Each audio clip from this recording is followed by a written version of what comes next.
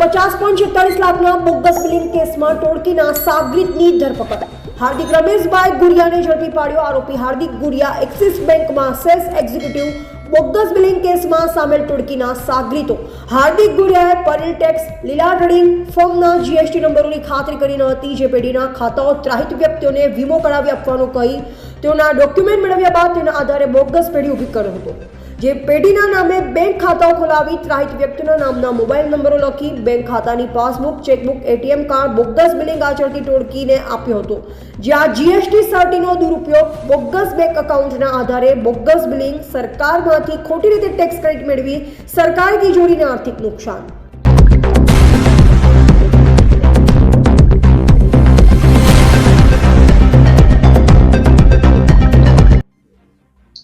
સુરત શહેર ખાતે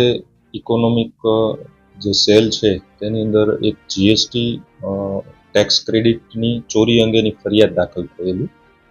જે ફરિયાદની અંદર ફરિયાદીના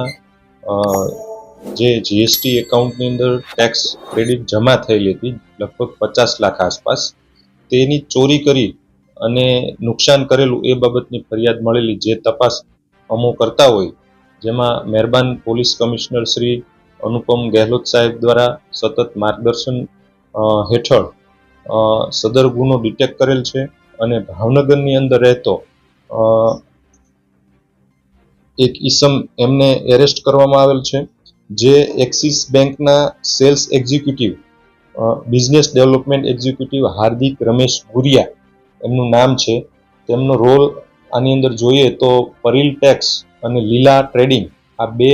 બોગસ બેંક એકાઉન્ટો ખોલાવ્યા અને એકાઉન્ટ હોલ્ડરોને વીમો ઉતારવો છે એવું ખોટી રીતનું માર્ગદર્શન આપી અને અભણ વ્યક્તિઓના આવા બોગસ એકાઉન્ટો ખોલ્યા અને એકાઉન્ટોની અંદર અન્ય ત્રાહિત વ્યક્તિઓના મોબાઈલ નંબરો એડ કરવામાં આવ્યા અને જે બેંકની પાસબુક, ચેકબુક, એટીએમ બુક આ બધી વસ્તુઓ અન્ય વ્યક્તિઓને આપવામાં આવેલ છે, જે બાબતે આ ઈસમની ધરપકડ કરવામાં આવેલ છે અને